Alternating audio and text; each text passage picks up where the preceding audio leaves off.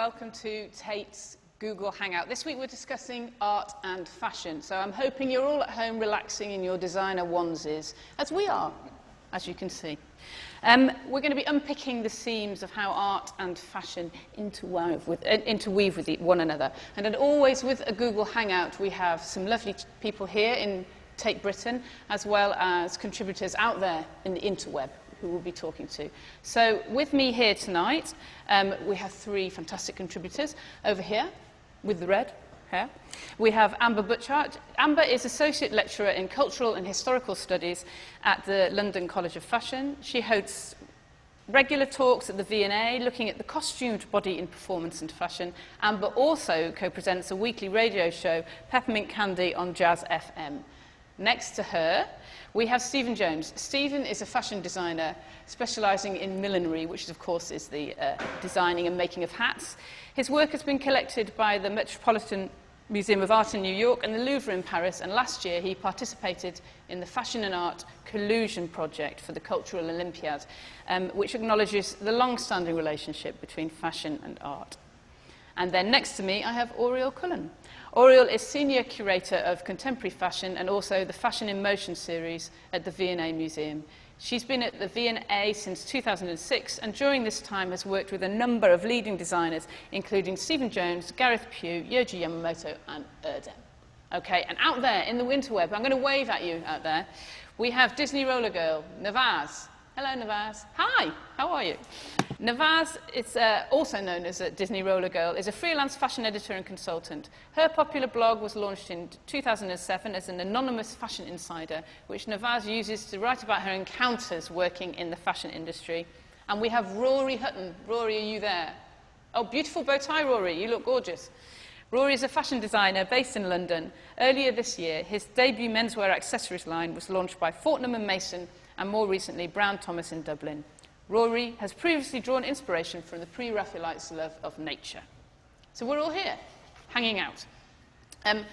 What we thought we'd do at the very beginning, as we're sitting happily in the fabulously refurbished Tate Britain, could you, Oriole, give us a very brief whiz through the history of fashion in art using some of Tate Britain's works? Are you happy to do that? I'm very happy to do that. Okay, great. Let's kick off. Oh gosh, so here we are in the 16th century, and this is a young lady, aged 21, possibly Helena Snakenborg. And this is just a great example of how portrait artists have always used fashionable dress to depict a sitter and depict their status. This is an incredible portrait. You can see a really fashionably dressed young woman. Incredible ruff that she's wearing has got metallic embroidery all around the edges and her cuffs as well.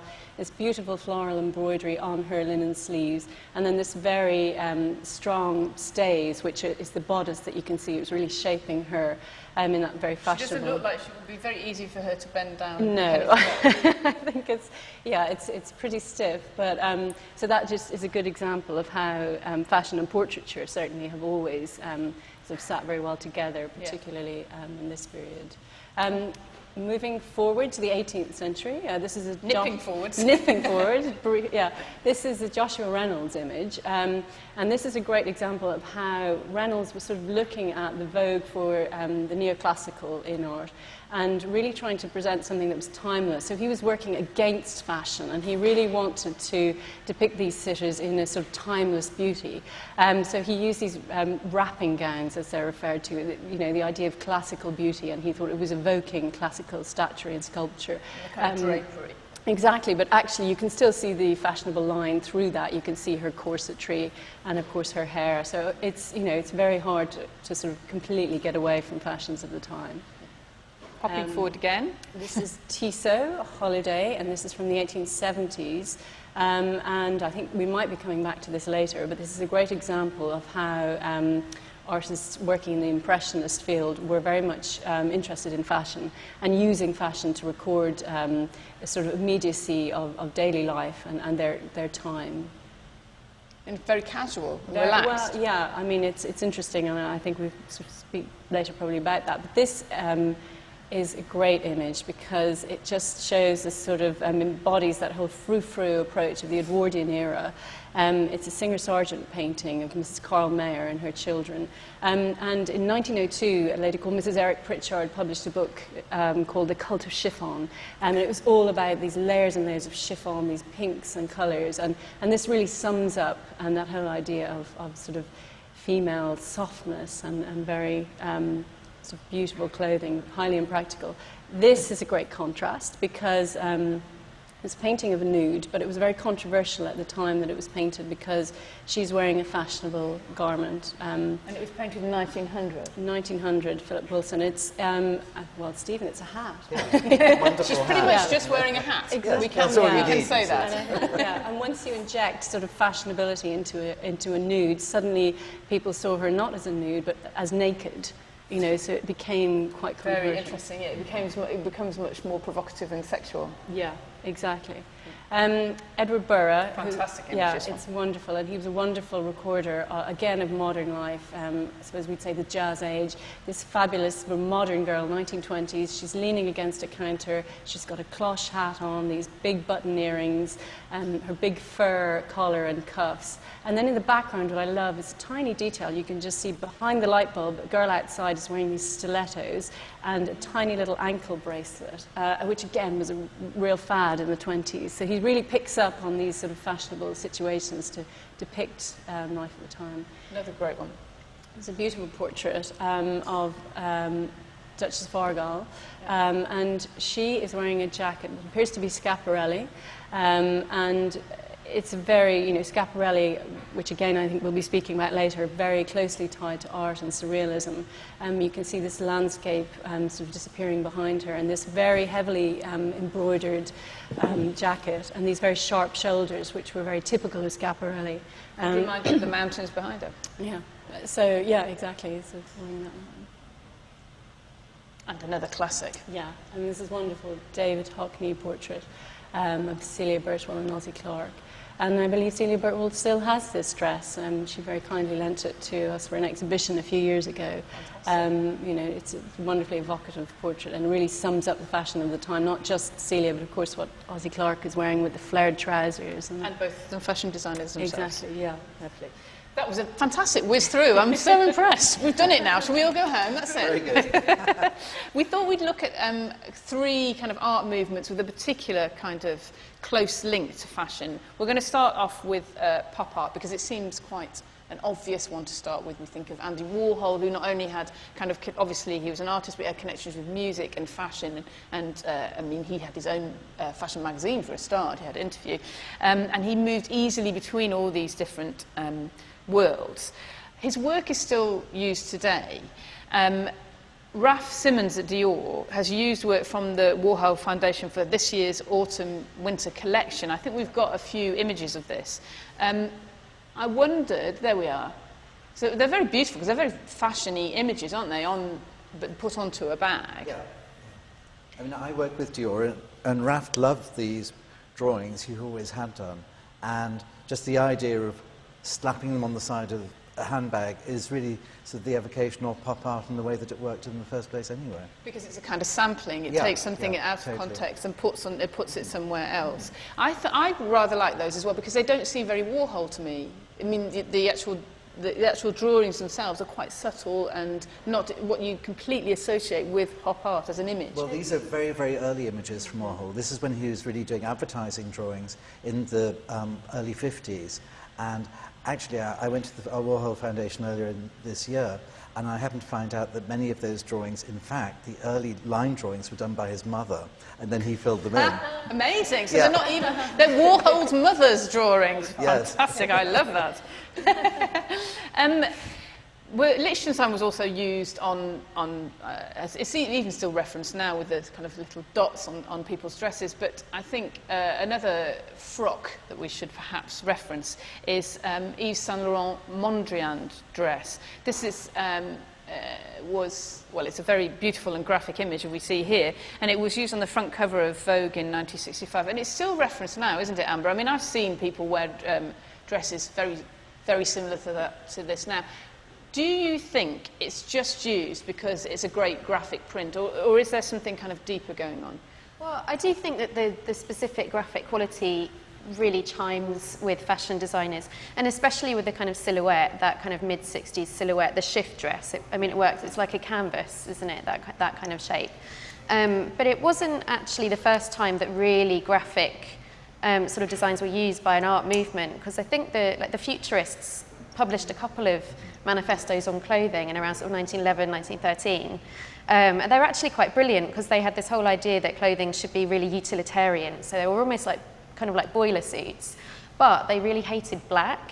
So they thought it was funereal. So they had these bright sort of like orange, yellow, kind of really sharp graphic prints, almost like a sort of dazzle camouflage, which is interesting because it was all around the time of the First World War. So I think camouflage itself was, of course, taken from art, wasn't it? Yeah, exactly.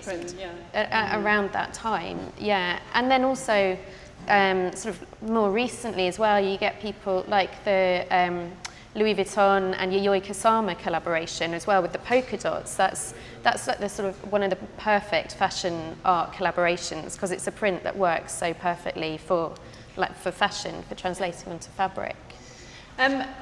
I'm aware we are hopping about. Sorry about this. But I'd like to hop to surrealism. Tom Ford, I want to say way back in 2003, but it sounds ridiculous given that we've been talking about historical movements. Fashion seasons are very Oh yes, it's over. It's practically over, darling. About his YSL collection, he said, these are surreal times we're living in. And there have been a few references to surrealism in kind of generally. I think we've got a fantastic Eileen Agar image, which is from the 1930s. I hope we can show it. Look at that. Now that to me seems more art than fashion. I mean, it's not something you would wear even to a wedding, is it really? Shall we unpick this as whether it's a good hat, Stephen, and then we can say whether we consider it art? Well, it's an artistic expression. I mean, I believe that fashion is art, and it's about personal expression. That's where I come from. I do understand the commercial aspects of it, but I love this because it's got such energy in it. You can imagine her putting those pieces on in a really dramatic way and then lying down and sort of having the vapours afterwards. It's just incredibly expressive, and I love the face. And strangely enough, there's another exhibition which opened last night, which is the Isabella Blow exhibition, which has some very similar sort of works and displays in that. Anybody who's interested in millinery or fashion and surrealism should get into that too. I'd like to bring in some of our contributors who are out there on the interweb. Navaz, I don't suppose you went to the opening of the Isabella Blow, did you, last night? No, I didn't go to it, but I will definitely go and see it, because I've heard the actual staging of it is quite incredible. And what did you think of the piece we've just seen, the Eileen Agar? Because to me, that seems incredibly kind of contemporary, I have to say, given that it was made in the 1930s. Well, yeah, as soon as I saw it, I did think that is something that Isabella Blow probably would have worn. So, yeah, I guess we kind of do go in cycles, don't we? And I think at the moment we're in a very kind of expressive, creative time where, okay, not everyone would go out in a hat like that, but if maybe a fashion event, if someone wore something like that, maybe if Amber wore something like that, we might not be too surprised. It might it might be quite it might actually look quite fashionable. I thought it looked quite good. Let's also, with surrealism, let's talk about Dali, because we'd like to talk about the lobster dress in 1937, which I also think we have an image of, do we? Look, now to me, this looks like quite a conservative frock with a lobster. But it was worn by Wallace Simpson, so at the time, I mean, it was absolutely shocking. It was the most shocking thing imaginable. I mean, imagine if Kate Middleton wore a dress with a lobster print on the front. Everybody would be so shocked. And in the 30s, was that the 30s? Yeah. I think the interesting thing about that is obviously the lobster was something that Dali used a lot in his artwork, his lobster telephone, and he was very upset that Schiaparelli wouldn't allow him to put mayonnaise onto the dress. So it was, well, you don't know, maybe Wallace Simpson was a really mucky eater. She might have just done it naturally. And also, they created the shoe hat, which we don't have an image for, but I did want to talk about. Shall we? Yes, can we make an image of the shoe hat? Here we are. And basically, it looks like that. It is the most fantastic hat shape. It just happens to be a shoe. So. But I mean, when Probably you look, an unworn shoe. It looks rather nice over one eye. Yes. But when you think of that, Stephen, as a fantastic milliner, do you think what a great hat, or do you look at it in a technical way? That's quite difficult to do. I look at it, what a great hat it was. I mean, this came around because Salvador Dali photographed his white gala with a hat, with the shoe on her head, and then Schiaparelli asked him to develop the idea into a real hat. Yeah, I mean, technically it's very difficult to do. We actually had this at the V&A. The V&A has Gala Dali's shoe hat, amazingly enough. Yeah, fantastic. We're going to whiz through more art movements, so let's go to the Impressionists. So it's the mid-1860s to 1880s when Paris kind of emerged as the fashion capital of the world. We have a few images, I think, don't we? And we see the clothes that were kind of referenced in paintings by Manet and Monet and Renoir. And what they were trying to do was reflect the time, weren't they? They reflect the age. Absolutely. There's a very interesting essay written by Baudelaire in 1863 called The Painter of Modern Life, and he urged contemporary painters to look at fashion and really use fashion to express contemporary life because it was so fleeting. And that was the important thing, that they wanted to capture this moment. It's quite interesting, though, because it's almost like the opposite of a lot of what art was about. Because if you think you're trying to create something classic that may last, you may not want to do something so fleeting. I mean, I think nowadays that's quite an accepted idea that if you capture the moment, then it may well last. But I think back then it was not so. No, I mean, that was what was something that was so radical about the Impressionists. And there was a fantastic exhibition in Paris and travelled to New York and Chicago last year that addressed this. You know, that is why it was so modern. It was really shocking at the time that you would be painting women in fashionable dress, and you'd also, a number of the artists actually include fashion magazines in their paintings of women, so they show women sort of reading them.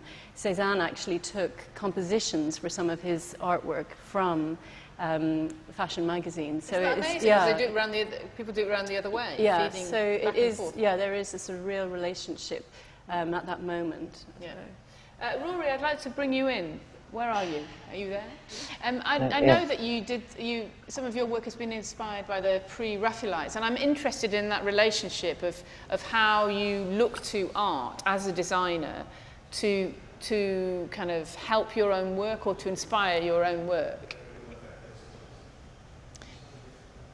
Do you specifically look at any particular artist, or would you go searching for art to help you with your inspiration? I don't think Rory can hear me. Rory!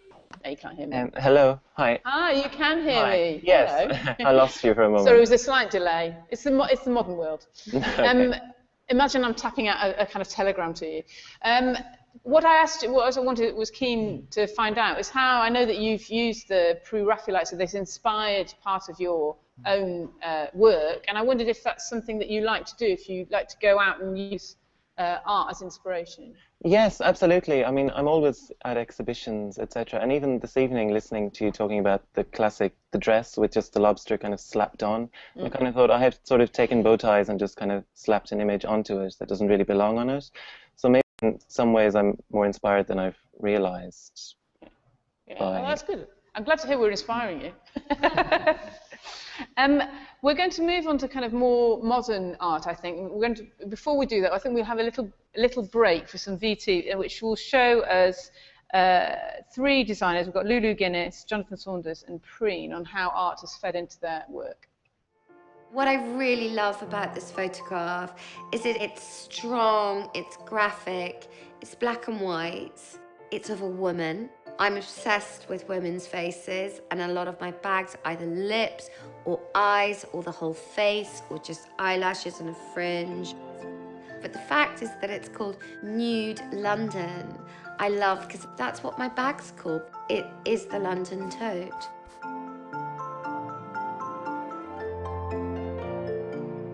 I learned a lot about photography when I lived in Paris because my boyfriend was a photographer, and he gave me a book on Bill Brandt. Out of the whole book, this was the photograph that I just fell in love with. Because I had that picture up as a poster for about 2 years, I think, on the wall, you kind of sometimes don't even see it, but you know it, it's in your head. And that's what this poster was for me. This was when I was about 20 in Paris. I'm driven to do things that are different from other people. This is where I get to do it, really.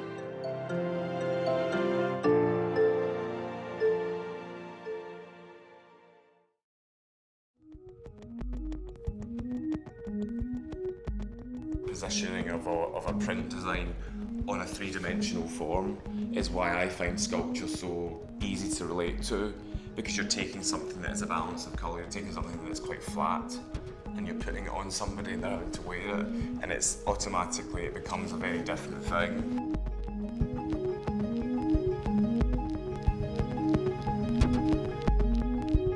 You can imagine him as an artist, you know, the physical work that was involved in making what he did, which are unexpected and strange, and mix something that feels quite man-made with something that feels quite inspired by nature. And so although this is a very heavy object, I think that the balance of it and how it does feel almost like you could pick it up with your two fingers sometimes, you know, I think that that's an amazing achievement and could connect quite directly with what I'm working on at the moment. You can see here how, like, what I thought was really interesting about these particular Carol sculptures, for example, was how something can be made of industrial materials, but there's an ergonomic quality to it.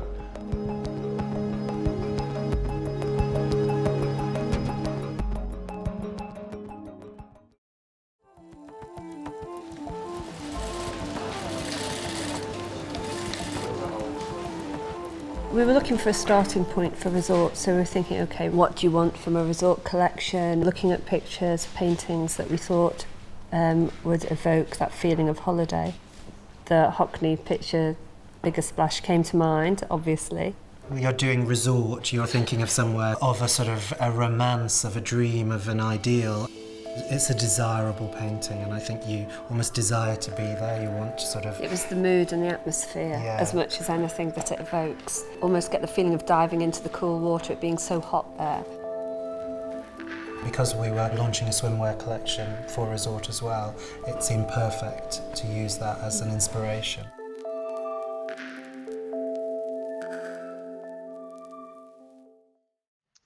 And I have to say, you can see that particular painting in the Tate Britain rehang. It looks beautiful and as summery as we would like it to be now, which it isn't, unfortunately. So Jonathan Saunders was one of the people that we have just seen with his work talking about Anthony Caro, but this is something else that he has said, which I wrote down very carefully.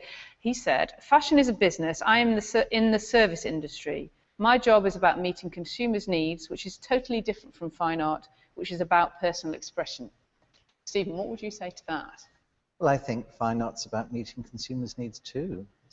Interesting. I mean, I think, you know, what's art, what's fashion? You know, the art to be, you know, popular art is always fashionable, you know, and the two things go together.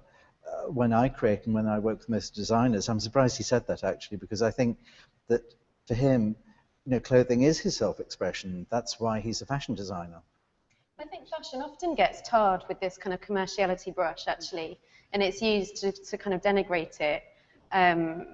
Whereas I think there's as much commerciality in the art world as there is in the fashion world. The arena that I see the differentiation is in functionality rather than commerciality.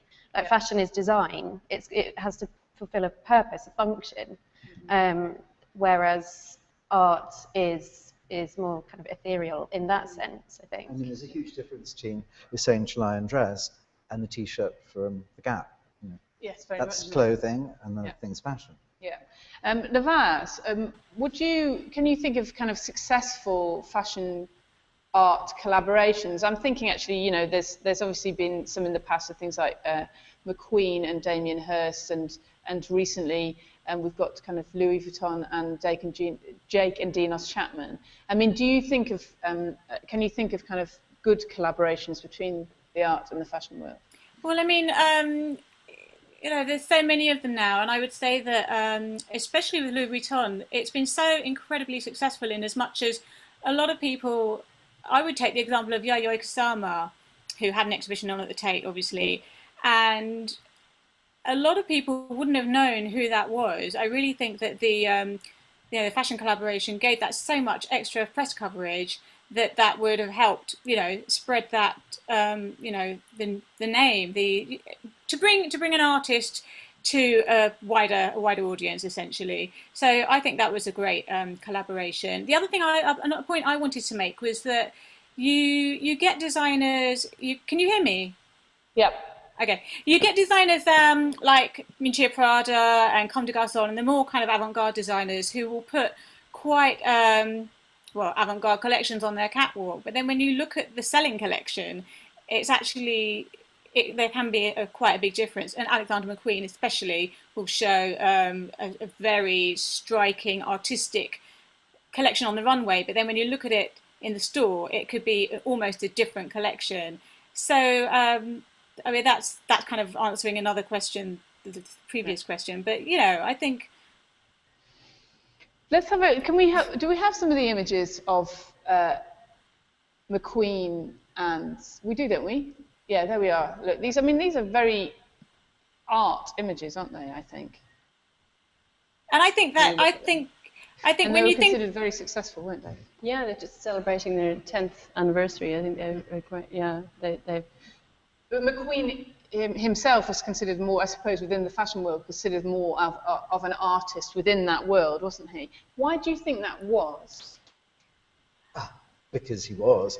I mean, he was the most extraordinary artist. I think it's quite interesting when you go, because I have been to a McQueen fashion show, and having been to a few other ones and found them kind of fine, I suppose, not quite in the Gap T-shirt thing, but they were fine. And then suddenly go to something that brings in performance art and kind of drama is very interesting. That's the thing, I think it's very much in the staging of it. Like a McQueen show was theatre. There was so much that went into the actual presentation of the clothing that I think that kind of elevated it in a sense as well. Besides, obviously, everything that went into the actual design and the kind of inspiration and everything as well. And the beauty in the clothes as well. Yeah. On every level it hit. And that's why, for example, when it was at the Met a couple of years ago, it was the most popular exhibition that they ever had. That's very interesting. We're going to move on to that, actually, but why not talk about it now? Should we talk about it now? The idea that increasingly fashion is actually being given a platform in kind of art spaces in the Met, or, I mean, the V&A is obviously designed for kind of fashion installations, but it's given a kind of, as soon as you put something in a gallery, it's quite interesting. It does elevate its status, doesn't it? It takes it from one, you could say, mere fashion, although perhaps with McQueen you might not say that, and turns it into art. There is a cynical part of me that wonders, in these days of recession, whether galleries are simply doing that to get the punters in, or do you think it's a legitimate thing to do? Well, I mean, it's interesting because the V&A, obviously, art and design is a focus, and then have been collecting fashion for, you know, over 100 years. Our first fashion exhibition was in 1966, so there, you know, it is something that has a history. But absolutely, fashion is incredibly popular. And to go back to a point that Navaz made, you know, there is this crossover. So with Yayoi Kusama, it's suddenly a fashion audience that are aware of her work.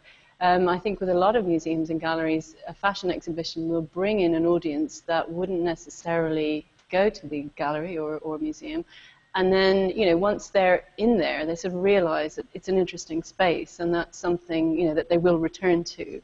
So I think there is an element of that, certainly. But also, I think it's more than just sort of putting frocks in a pretty space. It's more about the sort of conceptual side of the curation as well, I think. And I mean, I'm sure you'd agree with me. But if you think about something like the Prada and Schiaparelli show that was at the Met, like the actual concept behind that, the concept of a conversation that's kind of spanning generations and kind of creates almost like a conversation through design, like that's incredible, and that's something that's different from just kind of going, oh, you know, it's pretty dress. Yes. If you contextualize it and put it in its place, it elevates it also. Yeah. And you can tell stories about social history as well, and all of these different kind of areas. Yeah, which I think is something that is definitely present in most museum and gallery shows. I think what is interesting now is this idea of spectacle that is coming in more and more, that is expected almost, that it isn't. It's expected almost in everyday life, isn't it? If you're, whether it's from pop music to art to fashion, there is an element of that you need an event to get people to come. Yeah, a high octane kind of approach. I think. However, within the fashion world, art is the buzzword which has taken over from, say, luxury. 10 years ago, everybody was talking about luxury, and that gave added value to the product. Now it's artistic, it's with the collaboration of an artist, and that's sort of becoming the norm. Yeah, and even it's moved into pop. If you look at people like Lady Gaga, she's actually working with artists. But we're going to talk about pop and art later, so I can't talk about that now. And we're doing it on different Google Hangouts. But Stephen, I wanted to talk. You took part last year for the Cultural Olympiad in a very deliberate kind of the Olympics, collaboration of fashion and art, called Fashion and Art Collusion. Do you want to explain what that was about? And we can see some of the images as well. That's a Kerith Wyn Evans, which was... Yes, and I made this. It was a halo. Actually, we called it Celestial Bonnet. And it is a celestial bonnet. And you could fit inside it, and it span around you, and it was quite magical. No, we were asked, very many designers and artists were asked to team up in order to produce new work. And of course, the interesting thing is that when you put two people together, the sum of what they can create is more interesting and obviously new than what they would do individually. But Kerith I did mine with Kerith Wyn Evans. Kerith I'd known for a very long time. I'd known him for 30 years. We grew up together. And actually, he used to work as a security guard, just as one aside, as a security guard here in the Rothko Gallery. And he used to wear all turquoise and dye his hair turquoise and wear turquoise makeup to be in front of the turquoise Rothko. Amazing. And all the security guards did actually dress to be themed with the paintings at that point in the 70s. Fantastic. Slightly David Icke, but we'll move on from that. Rory, I wanted to bring you in. Have you ever been to any of these kind of fashion shows that are presented, well, not fashion shows, fashion retrospectives that are presented within art exhibitions? I'm actually thinking of things like the kind of David Bowie exhibition that was in the V&A, but those kind of exhibitions. I haven't been to the David Bowie. I went to an exhibition a few years ago in Dublin of Philip Tracy and Isabella Blow, and that was presented very much as an art exhibition. Does it make you think differently of fashion? Yes, absolutely. I mean, I don't know. I think Philip Tracy very much is beyond fashion anyway. He is an artist, and I would like to see myself as an artist. I didn't go to art school to be a fashion designer as such. That's kind of almost like my canvas, but I'm an artist at heart. So that's very interesting to me. I mean, that actually almost comes to the essence of what we've been talking about, and indeed what Stephen has just referenced, the fact that if you are working and practicing as an artist, then does it matter whether you use a canvas or sculpture, or whether you use found objects, or whether you create fashion? Does that actually matter? You're still working as an artist. Yeah, I don't think it does matter. I mean, I would like to think that some of my pieces will still exist in 100 years' time. There's a lot of artists producing work now that some of it will exist, some of it will not. I think art is maybe fashion is art that we wear, that it sort of expresses us, but surely that's the essence of art. Expressiveness. Hello, can you hear me? I can definitely hear you. You made such a beautiful speech. I feel like we should finish on that speech. It was so lovely. Oh, I'm glad. It was really gorgeous. Well, actually, we are meant to be finishing. I'd just like to kind of, I know this is a terrible thing to do, but I'd like to throw it out to all three of you here and the Vaz out there. If you were thinking about fashion and art, it seems to me that they are collaborating it more than they ever have been. Do you think that's a successful, I mean, I'm hoping you're going to say yes. You may say, no, it's a terrible idea, but I'm hoping you're going to say that this is a successful marriage of two different art forms. Would you agree? Absolutely. It has to be. It has to be, and it's the way forward. Yeah. Okay, fine. I'll start dressing like pre-Raphaelite this minute. No, I agree. I think it does tend to be successful, and I think that clothing can make a great canvas, as we've just heard, is for designers that are working in illustrators or painters, this kind of thing. I think it leads to some incredibly beautiful things, especially like, for example, that Jake and Dinos Chapman Louis Vuitton. That pajama suit. Oh, you're desperate for it, aren't you? I can tell. You're desperate for this. Yeah, I think I would agree too. I think, and as we can see, there's so many areas where they do touch with each other, and I think it's really in the spotlight at the moment, and there are some very interesting collaborations, so absolutely. Well, thank you very much. I'd like to say thank you to our contributors out there, to Disneyrollergirl, aka Navaz. Hello, goodbye. We're going now. Thank you. And to Rory, Amber, Stephen and Oriole, thank you very much. And thank you, everybody, for tuning into our Tate Google Hangout. See you next time.